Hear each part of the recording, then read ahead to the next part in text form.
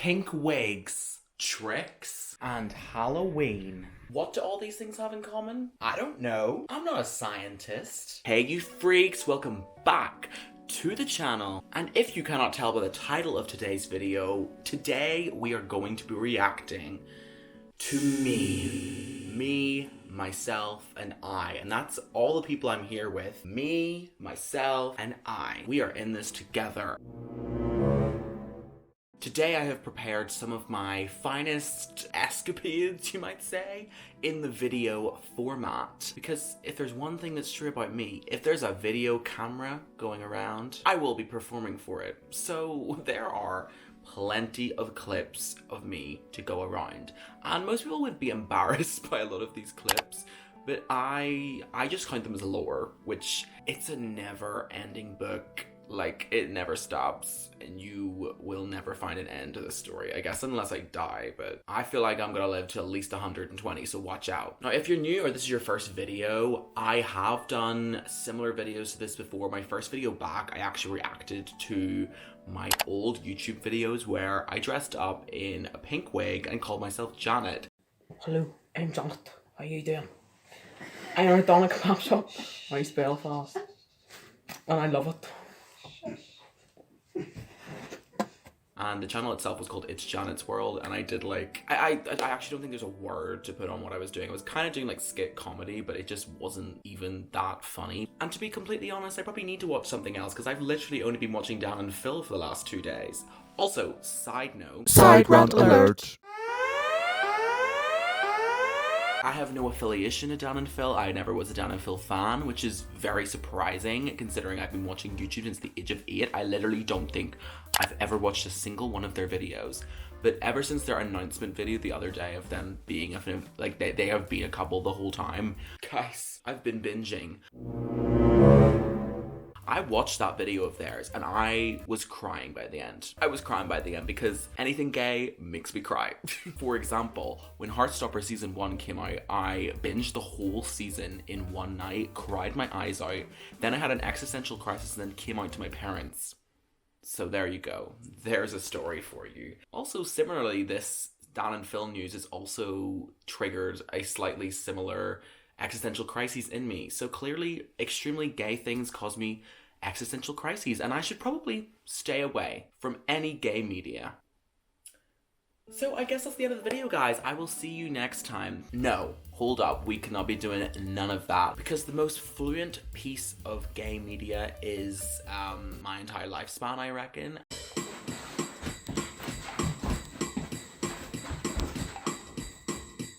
If these videos we are going to watch today are anything to go by, I cannot escape gay media because this is some history right here. But anyways, enough stalling, leave a like, subscribe, all that good stuff. Let's get into it. No, I will just preface before we start watching any of these videos that I just want you to ignore the royalty-free music that I'll have to play over most of these clips because about 90% of them involve me dancing / lip syncing to some kind of song. And obviously we can't use them because I don't have the rights to use Dark Horse by Katy Perry or Uptown Funk. So you'll just have to use your imagination because 14-year-old me loved lip syncing. Okay, I've got some of these on my phone and some of these on my laptop. And I think we have to start with what is probably what most people who know me very well would say is like the most quote unquote iconic, I would say infamous clip of me. And you know what? Let's just play it first and then we can discuss.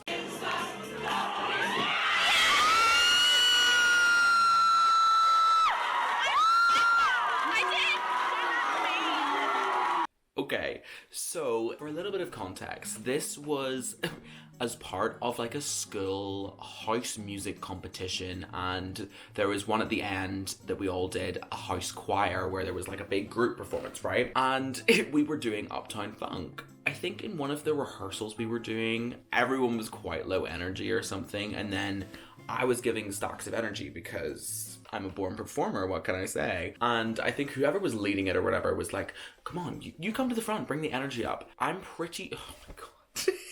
I had no shame back then. I literally got up in front of like this like group of like 60 or 70 people and just danced while they sang. Like just in front of them. like the entire song, the duration of the entire song, and then I did a death drop at the end. And they were like, oh my goodness, we have to work this into our performance somehow. So it started with me like sitting at the judge's table and like walking up and doing a little bit of dance for like the first verse, and then I got back up on stage. Now, I wasn't meant to get back down at the end, but I did so anyway because I didn't care. And that's when that happened. Literally my entire school had seen that video, so I could not escape it while I was at secondary school. Like, everyone knew me as the person who did a scissor kick into a dip in front of the entire school. There was like probably about 300 people all sat in there watching. So as you can tell, a young me had very little shame, and this was actually before the YouTube channel where I wore a pink wig. Only by a little bit though, it wasn't too far proceeding. 6 to 8 weeks later. Okay, so this next video it's a video of me lip syncing to, there's not going to be any audio because I can't use it, but it's Fighter by Christina Aguilera. Banger song, by the way, always and forever. So you'll just have to excuse the royalty free music.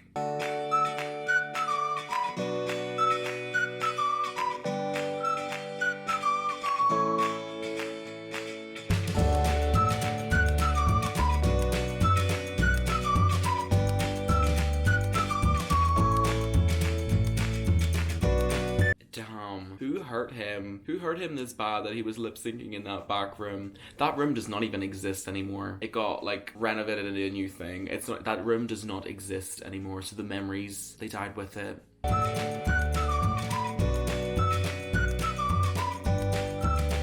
I actually can't take seriously. I mean, like, it's very slight, but the camera just shakes as I hit that really, I mean, it's off screen, so you could imagine that I did a really good split. There was no split happening. I'm actually probably closer to a split right now. I'm actually working towards getting it in 30 days, which will also be a video on the channel, so stay tuned for that.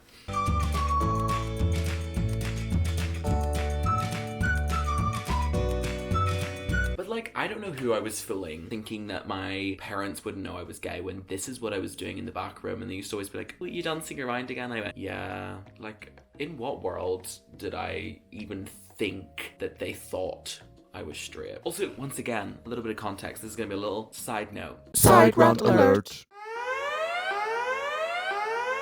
So, I was in the Drag Race fandom for probably 2 or 3 years. I mean, I guess I still am in the fandom. Like, I still am a fan of Drag Race, but I'm not in the fandom standom the way I used to be. I was in the Instagram standom. And on the Instagram standom, there are these things called drag rushes, which are basically virtual Drag Race competitions run by fans. I ran some myself. I competed in a lot of them.